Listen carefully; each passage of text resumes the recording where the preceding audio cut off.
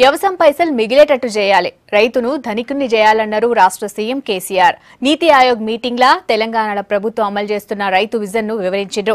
రేపు పొద్దుగాల మోడీతోటి ప్రత్యేకంగా సమావేశమవుతారు కేసీఆర్.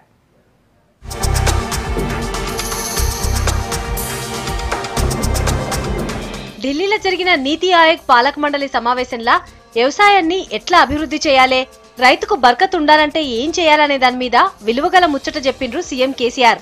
5 ఏళ్లలో రైతుల ఆదాయం డబుల్ చేసే లక్ష్యంతో ఉన్న కేంద్రానికి కేసీఆర్ కొన్ని సలహాలు సూచనలు చేసిండ్రు. తెలంగాణలో రైతుల కోసం సర్కార్ ఏం చేస్తుందో కూడా వివరించి చెప్పిండ్రు.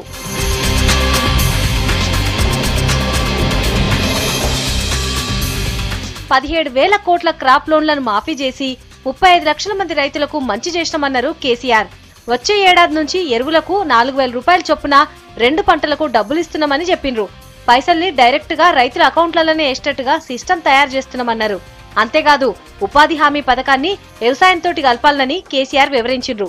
అప్పుడు కూలీ పైసల్ని రైతులు సగం సర్కార్ సగం ఇస్తే సరిపోతుందని చెప్పిండ్రు. కేంద్రం ముందటబడి ఇరిగేషన్ ప్రాజెక్టులను జల్దీన పూర్తి చేసేటట్టు సాయం చేస్తే రైతులకు ఎంతో మేలు చేసిన వాళ్ళు అవుతారని చెప్పిండ్రు కేసీఆర్.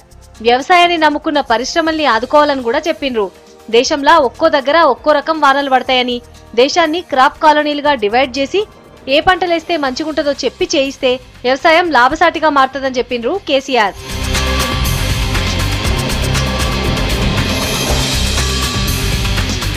ఇంకో దిక్కు రాష్ట్రంలో పెంచిన రిజర్వేషన్లను కేంద్రం చేత ఒప్పించుకునేటందుకు సీఎం కేసీఆర్ ప్రయత్నాలు చేస్తుండ్రు. రేపు నరేంద్ర మోడీని సీఎం ప్రత్యేకంగా కలుసుకుంటారు.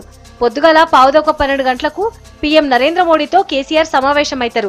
రాష్ట్ర అసెంబ్లీ ఆమోదించిన బీసీ రిజర్వేషన్ బిల్లు గురించి కేసీఆర్ మోడీకి వివరంగా చెప్తారు. ఈ బిల్లును ఎందుకు దేవాల్సి వచ్చింది, తెలంగాణలో ఏ కులపోళ్లు ఏ బతుకుతుండ్రు, ఎవలెవెల్కి రిజర్వేషన్లు పెంచాలని నిర్ణయించిండ్రు అనే దాని మీద ప్రధానికి వివరిస్తారు కేసీఆర్. అట్లనే రిజర్వేషన్లు పెంచే అధికారం రాష్ట్రాల చేతులు పెడితే మంచి జరుగుతుందని కూడా వివరిస్తారట.